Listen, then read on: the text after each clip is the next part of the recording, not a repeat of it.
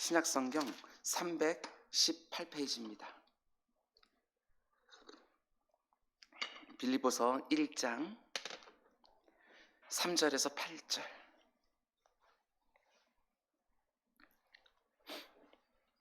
우리 한 절씩 교독하겠습니다. 내가 너희를 생각할 때마다 나의 하나님께 감사하며 너희가 첫날부터 이제까지 복음을 위한 일에 참여하고 있기 때문이라.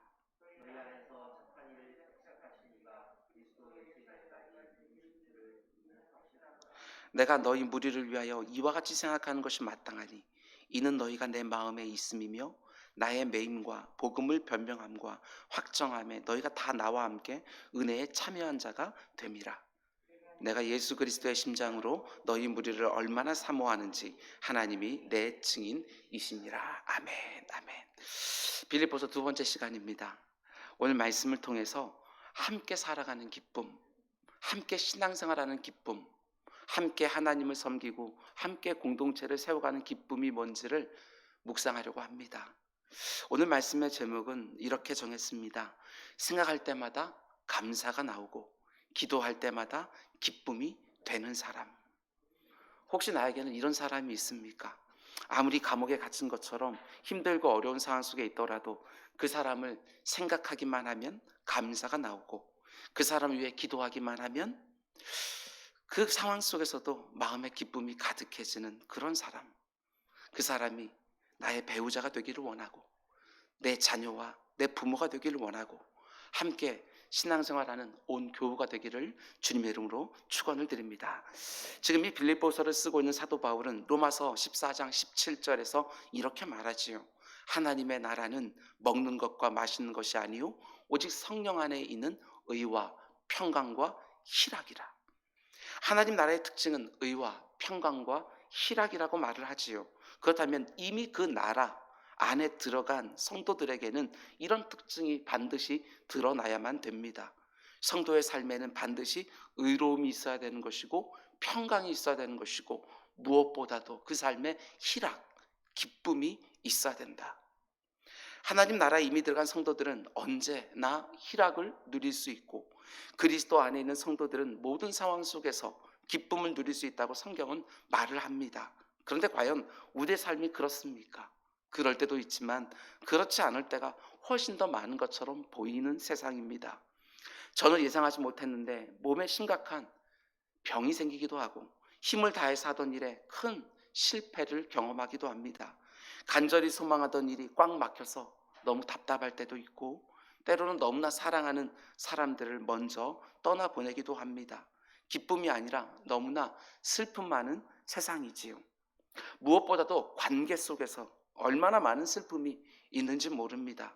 기대했던 사람에게 실망해서 슬프고 믿었던 사람에게 배신당해서 슬프고 의와 평강과 희락이 특징인 하나님 나라를 이 땅에서 비록 불안전하지만 그래도 맛볼 수 있는 것이 가정과 교회 아닙니까? 그런데 우리의 모습을 보면 오히려 가족 때문에 기쁨을 잃어버리고 오히려 교회 안에서 그리스도의 몸을 함께 이루고 있는 다른 교우들 때문에 신앙생활, 교회 생활이 고통스러울 때도 너무나 많이 있습니다. 지난 시간에 우리는 1절과 2절 말씀을 통해서 빌립보서의 서론 부분을 함께 묵상을 했습니다. 빌립보라는 도시는 어떤 도시인지, 그 도시의 어떤 과정을 통해서 교회가 세워질 수 있었는지, 이 서신서의 발신자는 누구고 수신자는 누구인지, 그리고 은혜와 평강이 있기를 바라는 사도 바울의 인사말까지 우리는 함께 생각해 보았습니다. 그리고 오늘 보면 3절 말씀부터 빌립보서의 본론이 이제 시작이 되어지지요. 우리 가진 한글 성경은 이렇게 되어 있습니다. 내가 너희를 생각할 때마다 나의 하나님께 감사하며. 그런데 헬라어 성경을 보게 되었으면 이 동사로 시작이 되어져요. 유카리스토. 근데 우리가 아는 것처럼 헬라어 단어에는 동사 안에는 주어가 포함되어 있습니다. 그러니까 주어가 나오지 않더라도 동사의 형태만 보더라도 주어가 무엇인지를 알 수 있는 것이지요. 빌립보서의 본론은 이렇게 시작되는 것입니다. 내가 감사하노라. 감사로 빌립보서가 열리고 있는 것이지요. 그런데 어디에서 감사를 말하고 있습니까? 이게 놀랍습니다. 감옥 안에서. 감옥 안에서 편지를 쓰는데 내가 감사하노라 하면서 편지가 시작되어집니다.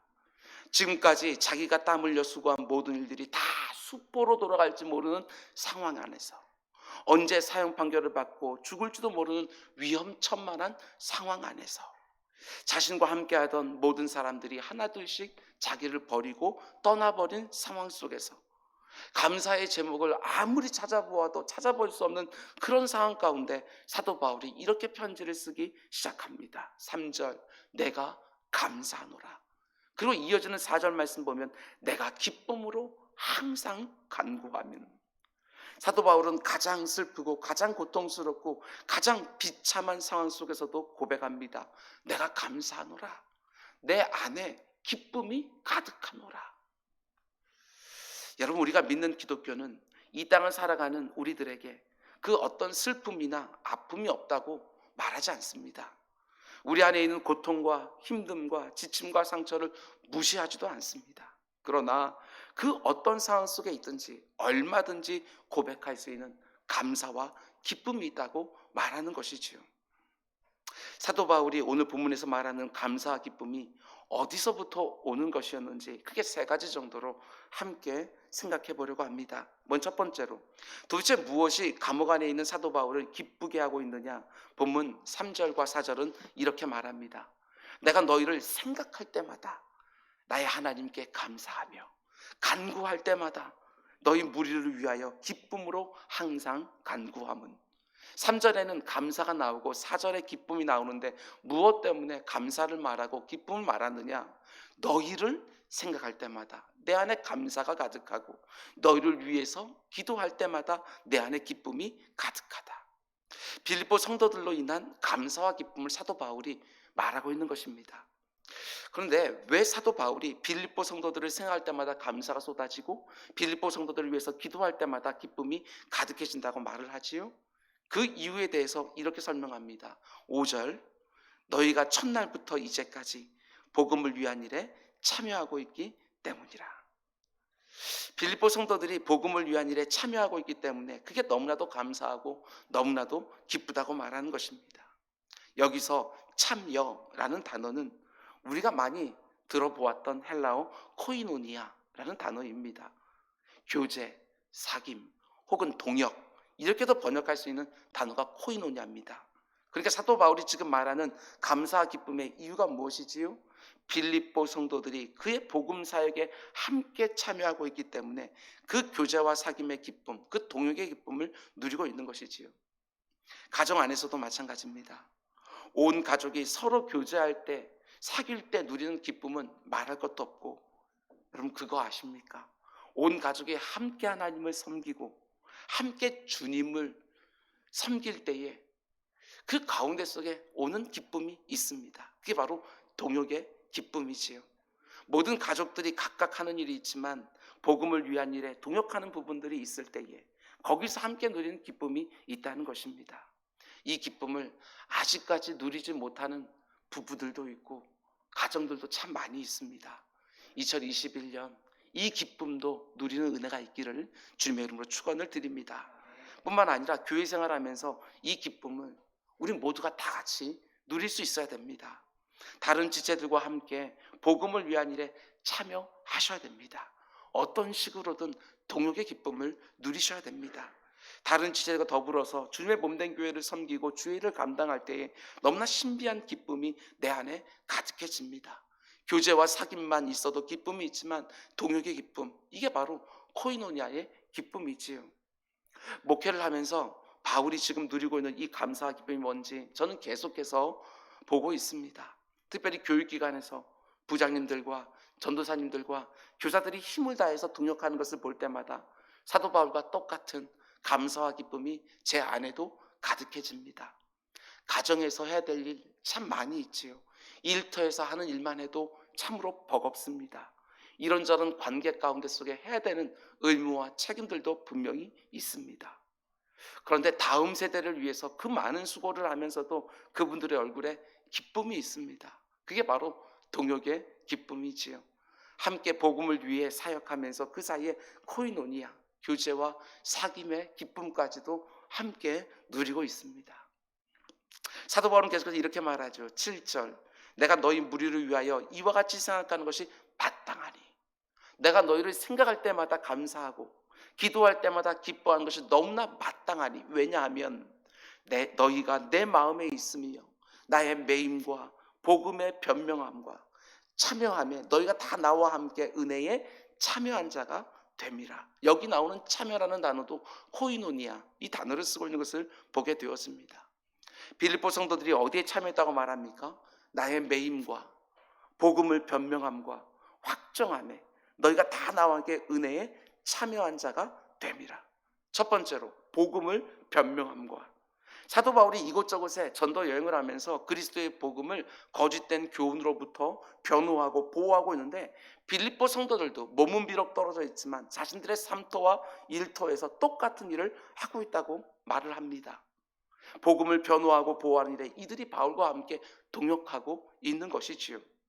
두 번째로 복음을 확정하며, 바울이 지금 복음을 선포하고 가르치고 있는데 빌립보 성도들도 자신의 그 자리에서 바로 그 일을 감당하고 있는 것입니다. 심지어 나의 매임에도 너희들이 함께 참여했다 말하는 것을 보게 되었습니다. 그런데 어떻게 빌립보 성도들이 감옥에 매여 있는 사도 바울과 함께 할 수 있었습니까? 우리가 앞으로 보겠지만 감옥에 갇혀 있는 사도 바울을 위하여 에바브로디도 편으로 헌금을 보낸 것입니다. 그것도 처음 그들과 교제하기 시작한 그날부터 오늘 이때까지 무려 12년 동안이나 빌립보 교회 성도들은요, 사도 바울의 선교 사역을 후원했던 것을 보게 되었습니다. 가족들도 이렇게 하기가 쉬운 일이 아니지요. 그런데 빌립보 교회 성도들은요, 이 일을 12년 동안이나 함께 해오고 있었던 것입니다. 비록 지금 감옥에 갇혀 4년째 묶여 있어서 제대로 복음을 전하지 못하는 상황이지만 바울을 위하여 계속해서 사역비를 보내주고 있었던 것입니다. 사역비를 보내서 그의 필요를 채워주고 격려하고 위로하고 응원하면서 바울의 아픔에 참여해 주고 있는 것이지요. 너무나 귀합니다. 사도 바울에게 얼마나 큰 힘이 되었을까. 헌금에 많고 적음의 문제가 아니라 잊혀지지 아니하고, 그들이 헌금만 보냈겠습니까? 우리가 선교지에 헌금을 보내는 것도 동일하지 않습니까? 그냥 헌금만 보내는 것이 아니라 마음을 담습니다. 기도도 같이 하지요. 그들과 함께 동역하고 있다는 것이 느껴지기에 사도 바울은 너무나도 감사한 것입니다. 복음을 변명하는 일과 복음을 확정하는 일에도 참여하고, 자유롭게 복음을 전할 때도 그의 재정적인 필요를 채워주고, 지금 감옥에 갇혀서 모든 것이 묶여있는 상황 속에서도 중단하지 아니하고 헌금을 모아서 보내주는 것이지요. 그래서 사도 바울이 지금 감옥에 갇혀있는 상황이지만 자신의 모든 것을 함께 동역하는 그들을 생각할 때마다 감사가 쏟아지는 것이고, 그들을 놓고 하나님 앞에 나아가 기도할 때마다 마음의 기쁨이 가득해지는 것입니다. 사도 바울의 감사와 기쁨이 느껴지지 않습니까? 내게 부족한 것이 분명히 있지만 그 부족한 것이 다른 지체들을 통해서 채워지는 기쁨, 이게 바로 코이노니아의 기쁨이에요. 동역의 기쁨인 것이지요. 성도와 성도 사이에서는 반드시 경험되어야 되는 기쁨이라는 것입니다. 나의 부족함이 그들로 말미암아 채워지는 것이고, 그들의 부족함이 나로 말미암아 채워지는, 서로가 함께 인생길에 참여하는 거예요. 이 세상은 어떻습니까? 서로의 인생에 참여하면서 나의 부족함이 누군가의 도움으로 채워지기보다는 내가 스스로 완전해지기를 원합니다. 다른 사람들의 도움이 없어도 얼마든지 스스로 모든 일을 할 수 있는 상태, 모든 것이 내가 갖춰진 상태가 되기를 원하는 것이지요. 그래서 돈도 많이 벌어서 쌓아놓고 내 실력을 갖춰 스스로 다 감당해내려고 하는, 그리고 예상되는 여러 가지 위험들을 스스로 이겨낼 수 있는 모든 것들을 다 준비해놓고 살아야 비로소 기쁨을 말할 수 있는 것처럼 살아갈 때가 너무나 많이 있다는 것입니다. 그렇기 때문에 하나님의 도우심도 그닥 필요하지가 않습니다. 나가 온전해지려고 하니까. 근데 오늘 본문에서 사도 바울이 보여주는 기쁨은 차원이 다른 기쁨입니다. 나에게 부족한 것이 너무나 많이 있습니다. 그런데 다른 지체들과 함께하면서 그 부족한 것들이 채워지는 것입니다. 다른 지체들과 함께하면서 누리는 참 특별한 기쁨이 있는 것이지요. 이게 바로 하나님의 방식이라는 것입니다. 하나님이 우리를 너무나 사랑해 주셔서 이 땅을 살아가는 데 필요한 도움들을 끝없이 공급해 주시지만 결코 우리 한 사람 한 사람을 완전하게 완벽하게 만들어 주지 않습니다. 일정한 정도는 무엇인가가 꼭 부족하게끔 하나님은 하시지요. 그리고 그 부족함 때문에 하나님을 더 찾게 하고 더 가까이 나가게 하고 더 의지하게도 하시고 동시에 다른 지체들과 함께 하기를 원하시는 것입니다. 더불어 함께 같이 살게 하시는 것이지요. 다른 지체들의 도움을 받지 않으면 불안정한 인생으로 더불어 살아야만 사라지고 함께 동역해야지만 가능해지는 인생으로 우리를 만들어 놓으신 것입니다. 그리고 그렇게 함께하는 과정 중에 하나님이 큰 기쁨을 주십니다. 혼자서 모든 것을 다 갖추면서 느끼는 기쁨보다 함께 서로를 채워주면서 그 과정 중에서 느끼는 기쁨을 하나님께서 우리에게 허락해 주시는 거예요. 오늘 우리가 살아가는 이 세상을 보시기 바랍니다. 이런 기쁨을 좀처럼 경험하지 못하는 세상이지요. 하나님이 더불어 살아야지만 사라지게끔 사람을 지으셨는데 혼자만 살아남으면 되는 것처럼 살아가는 사람들이 점점 많아집니다. 힘을 다해서 다른 사람들을 붙들어주고 지지해주고 격려해주고 동역을 해야만 기쁨이 생기도록 하나님이 우리를 그렇게 지어 놓으셨는데 남들이 어떻게 되든지 나 하나가 편하고 좋고 이렇게만 살려고 하니까 진짜 기쁨을 알지 못합니다. 함께 살아가는 기쁨은 모르는 것이지요. 함께 신앙생활하는 기쁨도 알지는 모르는 것입니다. 여러분 감옥에 갇혀 있으면서도 사도 바울의 감사가 있고 기쁨이 있지요. 어떻게 이럴 수 있느냐? 그와 함께 아픔을 나누는 빌립보 성도들의 마음이 사도 바울에게 닿았기 때문에 그렇습니다. 지금 감옥에 있는데도 그를 외면하지 않고 그를 잊어버리지도 아니하고 그의 아픔에 함께 동참하려고 하는 빌립보 성도들의 마음이 에바브로 디도 편에 의하여 전달되었을 때 너무나 큰 기쁨이 있는 것입니다. 격려와 위로가 되지요. 힘이 되는 것입니다. 자신을 통해서 처음 복음을 받은 그날부터 지금 12년 동안 그의 사역을 지지하고 응원하면서 어떤 형태로든지 그 사역에 함께 동역해온 빌립보 성도들을 생각하기만 하면 사도 바울의 마음에 감사가 가득해지고 그들을 놓고 기도하기만 하면 마음속에 기쁨이 가득해지는 것입니다. 교회도 마찬가지입니다. 아무도 혼자서는 온전하게 신앙생활을 할 수가 없습니다. 하나님이 그렇게 지어 놓으셨습니다. 교회도 그렇게 만들어 놓으셨습니다. 예수 그리스도를 머리로 하고 모든 성도들은 각 그 몸의 지체들이 되어서 함께 할 때에만 기쁘게 그 일들을 감당할 수 있도록 하나님이 그렇게 교회도 만들어 놓으신 것입니다. 물론 멀리서 보면 저분은 다 가진 것 같다. 저분은 모든 것을 갖춘 것 같다. 이렇게 보이는 사람이 혹 있을지 모르겠지만 가까이 가보면 부족한 부분들이요. 그분들도 투성입니다. 우리 중에 그 어느 누구도 독립적으로 완전하도록 하나님이 만들어 놓지 않으셨습니다. 반드시 다른 지체들과 도움을 주고받아야지만 다른 지체들과 함께 해야지만 행복해지고 감사해야 하고 기쁠 수 있도록 우리를 지어놓은 것이지요. 그래서 교회 생활이 너무나 중요합니다. 교회 안에 있는 사람들이 탁월하고 말이 통하고 교양이 있어서 교회 생활이 귀한 것이 아니지요. 아무리 신앙생활을 열심히 진지하게 혼자 한다 할지라도 결코 완전할 수 없도록 하나님께서 다른 지체들과 함께하면서 도움을 주고받아야지만 그 신앙생활이 비로소 가능해지도록 만들어 놓으셨다는 것입니다. 성도들의 아름다운 교제와 사귐과 동역을 통해서 함께 온전해져 가고 함께 기쁨을 누릴 수 있도록 우리를 지어 놓으셨습니다. 그렇기 때문에 교회 생활하면서 성도의 교통이 주는 기쁨을 모르면 신앙생활의 절반 이상을 놓쳐버리는 것입니다. 담임 목사의 축도가 끝나자마자 그 어떤 성도의 교제도 필요 없는 것처럼 신속하게 사라져버리면 너무나 많은 것을 신앙생활, 교회생활하면서 누리지를 못하게 되는 것입니다. 코로나19로 성도의 교제가 거의 불가능한 상태까지 왔습니다. 그래서 더욱더 간절하게 사모하는 것이지요. 속히 다시 이곳에서 교제가 이루어지는 그때가 오기를 같이 식사도 하고 같이 찬송도 부르고 이런저런 삶의 이야기도 나누고 손을 붙잡고 중보기도도 하며 그 시간을 더욱더 사모하는 것이지요. 성도의 교제가 얼마나 귀한지를 다시 한번 깨닫는 것이지요. 온라인을 통해서라도 어떻게든지 서로 연결되려고 애를 쓰는 것입니다. 여러분, 나 혼자는 절대로 완전해질 수 없습니다. 같이 가는 것입니다.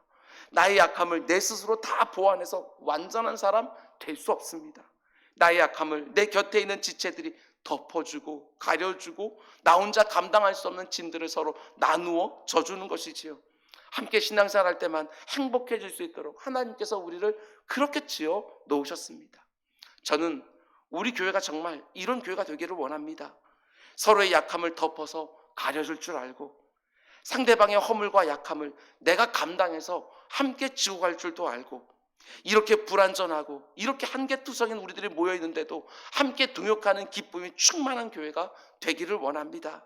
한 사람 한 사람 뜯어보면 다 부족한 것 투성인데 함께 하니까 온전해지는 교회.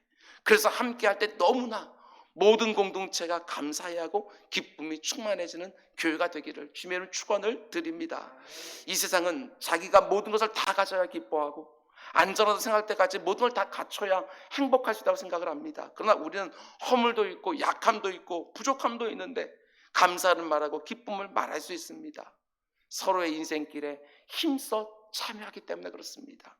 그래서 서로의 허물과 약함을 보완해주고 서로의 부족함을 채워주는 것이지요. 이런저런 인생의 무거운 짐도 나눠지는 것입니다. 그 가운데 하나님 주신 너무나 특별한 감사와 기쁨이 있습니다. 이게 바로 교제와 사귐의 기쁨이고 동역의 기쁨이지요. 2021년 한 해 모든 것들은 정말 가능치 않아 보이는 상황이지만 우리 모두의 삶에 꼭 이런 기쁨이 있기를 원합니다.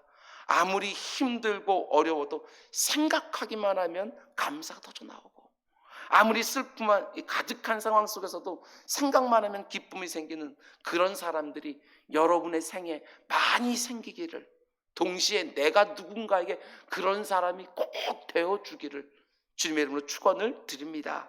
그럼 이제 두 번째로, 지금 감옥 안에 있는 바울이 감사를 말하고 기쁨을 말할 수 있는 이유가 무엇이냐? 저는 이 부분이 너무나도 좋습니다. 빌립보 성도들을 생각할 때마다 감사가 나오고 그들을 위해서 기도할 때마다 기쁨이 가득할 수 있는 이유가 또 있어요. 그게 뭐냐 하면 앞에서 우리가 살펴본 것처럼 가정과 교회 안에서 교제와 사귐과 동의 기쁨이 있는 것은 분명하지만 오히려 그 관계들 때문에 내 안의 기쁨이 다 사라지는 거 볼 때가 있습니다. 내 믿음도 흔들릴 때가 정말 있습니다. 그 관계들 때문에. 그러나 그때도 내 안에 있는 기쁨을 빼앗기지 아니하고 오히려 그 상처들을 쌓아놓는 것이 아니라 기대로 바꿔내는 힘이 우리에게 있다는 것을 사도 바울은 보여줍니다. 교회 안에서 만나는 지체들 중에 저 사람은 정말 얼굴이 천사와 같구나, 예수님 많이 닮은 것처럼 보이는구나. 그런데 가까이 가서 교제하고 사귀고 동역하다 보면 어떻지요? 거리가 좀 멀리 있을 때는 분명히 천사처럼 보였는데 가까이 가면 그 사람도 죄인이 맞습니다. 그래서 교회 생활하다가 사람들에게 실망하고 사람들에게 상처를 받을 때가 참 많이 있습니다. 그런데 이런 경험을 한 번, 두 번 하다 보면 어떻게 되느냐? 마음이 계속해서 닫혀집니다. 어느 순간부터는 더 이상 교제와 사귐과 동역의 자리를 함께 하고 싶지 않은 것이죠. 여러분 가운데 다른 교우들과 어울리고 싶지 않아서 축도도 끝나기 전에 예배당을 신속히 떠나는 분 혹 있으십니까? 예배 외에는 그 어떤 모임도 하려고 하지 아니하고 교회 안에서 받은 실망과 상처 때문에 교회 안에 등록하지도 아니하고 소속하지도 아니하고 예배만 드리는 분들 혹 있으십니까? 저는 그분들이 처음부터 그랬을 거라고 절대 생각하지 않습니다. 신앙생활, 교회생활 제대로 하고 싶었는데 교회 안에서 사람들과 알고 교제하면 할수록 계속해서 상처를 받은 것이지요. 저 사람은 좀 다르려니, 저 사람은 좀 괜찮으려니 하고 가까이 갔는데 그 사람도 약함을 가지고 있고 심지어 내가 그 사람에게 귀하다고 여기는 것이 오히려 내게 상처가 되는 경우들도 참 많이 있습니다. 이런 일들을 한 번, 두 번 겪게 되었으면 또 상처를 받는 것이 두려워서 아예 그 어떤 교제와 사귐과 동역도 시작하고 싶지 않을 때가 정말 있습니다. 그러나 여러분, 나에게 실망을 전혀 안 주고 상처를 전혀 안 주는 사람이 있을 거라고 절대로 기대하지 마시기 바랍니다. 그런 사람은 단 한 사람도 없습니다. 의인은 없나니 하나도 없다. 다 죄인들 뿐이지요. 그런 분들이 없을 걸 생각하지만 높아심으로 말씀드립니다. 오재호 목사를 보면서 목사님은 그래도 다르겠지, 이러지 마시기 바랍니다. 저도 절대로 다르지 않습니다. 어떤 때는 누구보다도 못할 때도 참 많이 있습니다. 어떤 인생을 의지할 수 있겠습니까?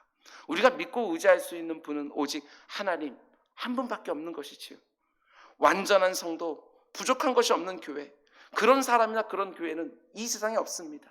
우리는 모두 성화중 아닙니까? 성화중이요. 주님의 품 안에 들어가기 직전에 급속도로 성화가 이루어지면서 그때 모든 것이 온전해지는 것이지, 그 전에는 누구나 한계와 허물이 투성입니다. 그런데도 우리가 어떻게 가정과 교회 안에서 교제와 사귐과 동역을 하면서 기쁨을 유지할 수 있느냐? 오늘 본문의 사도 바울이 어떻게 말하는지 주의해서 보시기 바랍니다. 먼저 3절 말씀 보면, 내가 너희를 생각할 때마다 나의 하나님께 감사하며. 바울이 지금 빌립보 성도들의 감사를 말하고 그들 때문에 기뻐하는 것은 틀림이 없지만 동시에 뭘 붙들고 있지요? 나의 하나님께 감사하며. 하나님을 빼놓고 그들과의 관계가 아닙니다. 빌립보 성도들과 교제와 사귐과 동역 때문에 감사와 기쁨이 가득한 것은 틀림없지만 사도 바울이 말하는 것을 보면 어디까지나 하나님과의 관계 안에서 그들을 바라보고 있는 것이지요. 이게 바울에게 있는 감사와 기쁨의 핵심입니다. 빌립보 성도들이 아무리 나를 사랑해주고 위해주고 함께해주고 있다고 해도 바울의 눈이 절대로 떨어지지 않은 한 지점이 있는 거예요. 모든 상황, 모든 관계의 중심에 오직 하나님 딱 모셔놓고 그 모든 관계, 모든 상황들을 바라보고 있다는 사실입니다. 우리 역시 그렇게 돼야 되는 거예요. 가족을 바라볼 때에도, 그리고 다른 교우들을 바라볼 때에도, 교육기관에서 가르치고 있는 그 다음 세대들을 바라볼 때에도 하나님을 딱 중심에 놓고 바라볼 수 있어야 되는 거예요. 바로 이 모습이 죄인일 수밖에 없는 다른 사람들과 교제하고 사귀고 동역하면서 절대로 낙심하지 않고 상처받지 않냐고 끝까지 그 관계 속에서 감사와 기쁨을 유지할 수 있는 이유가 된다는 것입니다. 생각해 보셔요. 사도 바울이라고 해서 사람들에게 배신당한 적 없겠습니까? 2장에서 보겠지만 수많은 동역자들이 감옥 안에 사도 바울이 갇혀 있을 때 하나둘씩 다 떠나버렸습니다. 디모데만 지금 옆에 남아있는 거예요. 함께 교제하고 사귀고 동역하던 사람들로부터 버림을 받았습니다. 그 실망과 그 상처가 얼마나 컸겠어요. 우리가 알고 있는 것처럼 무려 3년 동안 낮에는 말씀을 가르치고 아침과 저녁에 시장에 나가서 천막을 스스로 지으면서 그들에게 부담이 되지 않으려고 스스로 돈을 벌어가면서 세운 교회가 고린도 교회입니다. 근데 그 성도들이 어떻게 되었지요? 사도 바울이 떠난 다음에 바울은 사도도 아니라고, 바울은 글에는 힘에 있지만 말에는 힘이 없다고, 사도 바울에게 있는 저 질병을 보라고, 하나님이 그를 사랑하는 것이 정말 맞냐고 힘을 다해서 바울이 말씀을 전하면서 세웠던 갈라디아 교회 성도들, 성경을 보게 되어지면 갈라디아서가 얼마나 그 깊이가 있는지 모릅니다. 힘을 다해서 깊이 있는 그리스도의 복음을 전했어요. 그런데 바울이 떠난 다음에 얼마 되지도 않아서 거짓 교사들에게 미혹되어서 예전으로 다 돌아갔습니다. 사도 바울이 전한 복음을 다 잊어버렸어요. 바울이 얼마나 속이 상했는지 내가 이상히 여기노라. 너희가 어떻게 신속히 그렇게 복음을 떠날 수가 있느냐, 이렇게 편지에서 말할 정도로 마음이 상했던 것이지요. 데마와 같은 사람은 바울과 함께 하다가 다른 이유가 아니라 세상을 사랑해서 떠나버렸습니다. 그럴 때마다 사도 바울이 얼마나 실망이 되고 상처가 되었겠어요. 그런데도 사도 바울이 여전히 감사와 기쁨을 말하면서 그들을 용납해내고 품어내고 또 동역을 하고 또 사역을 시작하는, 어떻게 이럴 수 있느냐? 한 가지밖에 없습니다. 하나님과의 관계 속에서 그 모든 사람들을 바라보는 것이지요. 하나님을 통해서 그들을 바라보는 것입니다.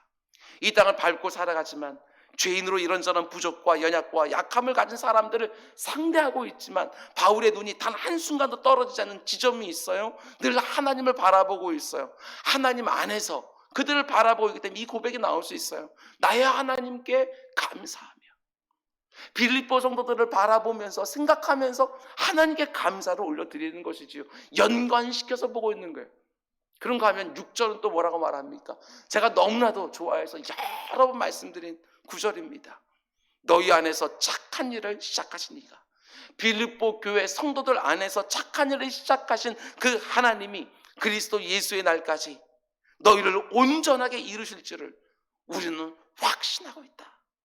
바울이 지금 뭘 확신해요? 하나님이 시작하신 일이니까 하나님께서 완성하실 것이다, 이루실 것이다, 그것을 확신하고 있는 거예요. 빌립보 성도들 안에 하나님이 착한 일, 선한 일을 시작하신 것이지요.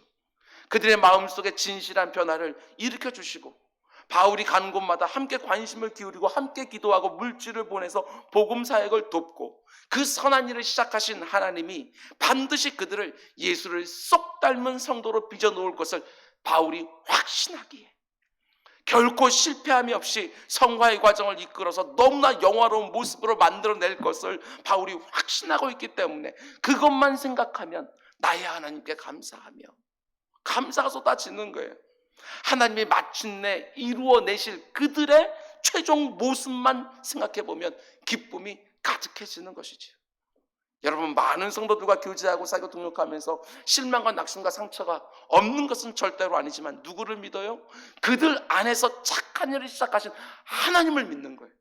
이게 핵심이에요. 여전히 뾰족뾰족한 것이 가득하고 그것으로 나를 찌를 때 너무나 아프기도 하지만 그 사람에게 실망하고 낙심해서 그 관계를 우리는 포기하지 않아요. 그 사람들이 내게 사과를 하고 용서를 구하고 돌이켜서가 아니라 여전히 내 마음을 힘들게 하고는 있지만 그들 안에 착한 일을 시작하신 그 하나님을 믿는 거예요. 그래서 그 관계를 포기하지 않아요. 하나님이 자신이 시작한 그 선한 일을 너무나 멋지게 그들 안에서 완성하실 것을 확신하는 거예요.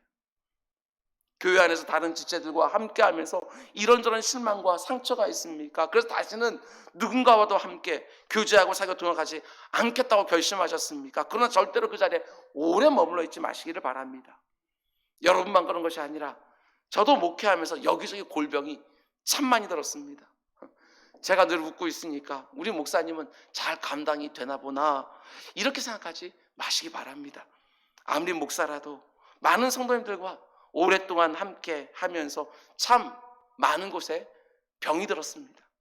때로는 별일 아닌데 때로는 나쁜 의도로 그런 말을 하는 것이 아니라는 것을 분명히 알고 있음에도 불구하고 너무나 힘들고 어려울 때가 있습니다. 이미 골병이 들어있기 때문에 조금만 가까이만 다가와도 아픈 부분들이 분명히 있습니다. 하나님이 보내주신 너무나 든든한 동역자라고 생각했는데 그래서 더 큰 상처를 받기도 하고 저분이라면 충분히 내 마음을 이해해 주겠지라고 생각했는데 더 아프게 찌르는 분이 있기도 하고 그래서 저 역시 한 번씩 마음이 다치기도 하고 목회를 지속할 힘을 잃어버릴 때가 왜 없겠습니까? 그런데도 이게 참 이상하지요. 새벽에 나와서 그분들을 놓고 기도하다 보면 이내 감사와 기쁨을 회복하는 지점이 있어요. 그분들 때문이 아니라 그분들 안에서 착한 일을 시작하신 하나님을 집중하기 시작하게 되어지면 여기에 마음 가운데 감사와 기쁨이 회복되어지는 지점이 있는 거예요. 사람에 대한 기대가 약해지고 사람에 대한 실망이 더해질 때 그냥 말만 그럴 게 아닙니다. 성경에 나오는 것처럼 예수 그리스도를 바라보라, 십자가를 바라봐라 이렇게 말하는 것이 말만 그런 것이 아니라 진짜 십자가 위에서 달려서 우리의 죄값을 대신 치르신 예수 그리스도를 바라보면 다 치유가 되어지고 다 회복이 되어져요. 대신 고난받으시고 대신 십자가에 못 박혀 돌아가신 주님의 귀한 공로가 사라지겠냐고요. 절대로 그럴 리가 없어요. 그걸 묵상할 때마다 우리 한 사람 한 사람을 위해서 자기 아들까지 내어주신 하나님의 그 크신 사랑을 묵상할 때마다 상처가 치유되어지고 오히려 기대가 생기는 거예요. 하나님이 어떻게 저분들을 포기하시겠나? 자기 아들의 생명값으로 구해놓고 어떻게 저들을 버리시겠나? 이런 마음이 드는 것이죠. 설교를 준비하면서 이런 표현을 해보았습니다. 나를 힘들게 하는 사람이 있으면 그 사람 옆에다가 빌립보서 1장 6절 말씀을 같이 붙여놓으라.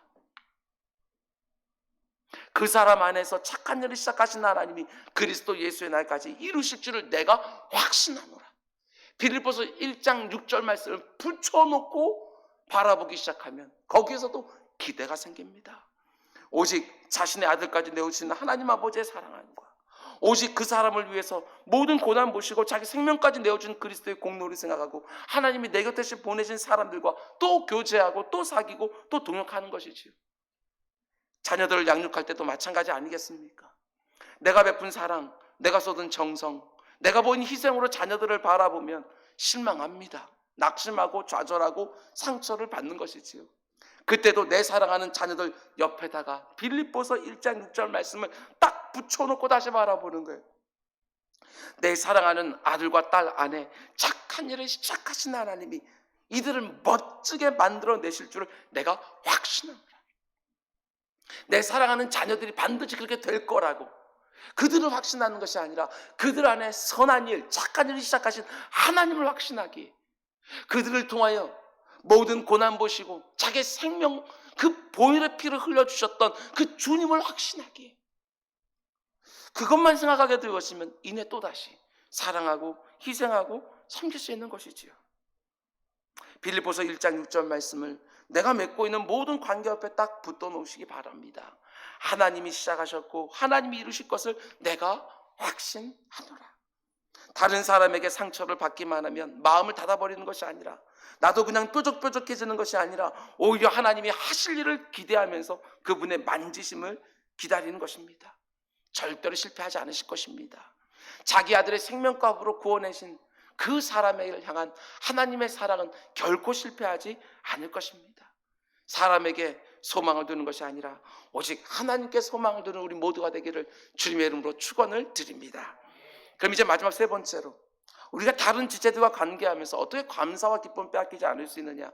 한마디로 말하면 내가 먼저 그 사람을 더 사랑하고 더 이해하고 더 품어내면 그 관계의 감사와 기쁨을 빼앗기지 않을 수 있다는 것입니다. 이게 바로 하나님의 방식이고 성경의 일관된 가르침입니다. 내가 먼저입니다. 내가 먼저. 이 세상은 이렇게 생각할 때가 많습니다. 그 사람이 이제부터 하는 거 봐서, 그 사람이 내게 대하는 거 봐서. 언제나 그 사람이 내게 대하는 것이 먼저예요. 먼저. 이렇게 말하는 것이 지혜로운 것처럼 보이지만 그렇지 않습니다. 내 모든 것들의 주도권을 그 사람한테 넘겨주는 거예요. 그 사람이 모든 것을 결정하게끔 내어주는 거 아니겠어요? 아니요. 성경은 순서를 바꿔야 된다라고 말합니다. 내가 먼저라고 말하는 거예요. 내가 먼저. 빌립보 성도들이 바울과 동역하면서 큰 기쁨이 준 것은 틀림없지만 그 관계 속에서 바울이 감사와 기쁨을 계속해서 키워갈 수 있는 또 하나의 근거가 있어요. 그것이 바로 빌립보 성도들을 향한 사도 바울의 사랑이에요. 이게 있으니까 바울이 마음 중심으로부터 그들을 먼저 사랑했기 때문에 비록 그들이 보이는 수고와 섬김이 그렇게 크지 않다 할지라도 그렇게 다가오는 거예요. 사랑하니까 그들이 보여주는 작은 섬김과 희생과 후원이라 할지라도 그게 너무나도 크게 다가오는 것이지요. 사랑을 받을 때도 너무나도 감사하고 기쁨이 가득해지지만 바울이 지금 보여주는 감사와 기쁨은 내가 먼저 사랑하고 있을 때 주어지는 감사와 기쁨이라는 것입니다. 그들이 내게 보여주는 사랑과 위로와 격려도 나를 기쁘게 하지만 내가 그들을 먼저 진실하게 사랑하니까 아무리 작은 그들의 사랑과 위로와 격려도 크게 사도 바울에게 다가오는 것이지요. 그게 바로 하나님이 우리에게 보여주신 사랑의 방식이라는 것입니다. 요한일서 4장 말씀입니다. 사랑은 여기 있으니 우리가 하나님을 사랑한 것이 아니요 하나님이 우리를 사랑하사 우리 죄를 속하기 위하여 화목제물로 그 아들을 보내셨습니다. 사랑하는 자들아, 하나님이 이같이 우리를 사랑하셨은즉 우리도 서로 사랑을 마땅하도다. 우리가 사랑하면 그가 먼저 우리를 사랑하셨습니다. 로마서는 이렇게 말합니다. 우리가 죄인 되었을 때에 자신의 아들을 십자가에 내어주심으로 자신의 사랑을 확증하셨노라고 로마서 5장은 또한 말을 합니다. 하나님이 우리에게 보여준 사랑은 언제나 먼저입니다. 먼저 찾아와 주시고 먼저 손 내미십니다. 내가 주님을 먼저 찾은 것이 아니라 그분이 내게 다가오시지요. 사랑받을 만한 자격이나 조건이 전혀 안 되는 나를 먼저 사랑해 주시고 먼저 관계를 맺어주시고 그 사랑을 내가 깨닫고 하나님을 사랑하기를 원하고 하나님 원하시는 모습으로 계속해서 영적 싸움을 벌여주기를 기대하시는 것이죠. 지금 누군가와 관계가 깨어졌습니까? 교제와 사귐과 동요의 기쁨이 다 깨어져 버렸습니까? 내가 먼저 그 관계를 또 시작하기를 하나님은 원하시는 것입니다. 오늘 이 말씀을 들은 사람이 먼저 시작하기를 원하시는 것이지요. 하나님이 우리를 보실 때 생각해 보셔요. 너무나 기뻐하고 즐거워하신다고 성경은 말하고 있는데 내가 어디를 봐서 한 구석이라도 하나님의 마음이 들만한 데가 있겠냐고요. 내가 나를 알지만 그래도 어떻게 나를 보면서 하나님이 기뻐하시고 즐거워하시느냐? 다른 이유가 없지요. 나를 사랑하기로 작정하신 거예요. 이미 나를 위해서 자기 아들까지 내어주시는 거예요. 그렇게 사랑하니까 내가 보이는 아주 작은 변화, 내가 하나님께 고백하는 아주 작은 그 하나님 사랑 고백, 이것을 하나님은 너무나도 크게 기뻐하시고 너무나 즐거워하시는 것이지요.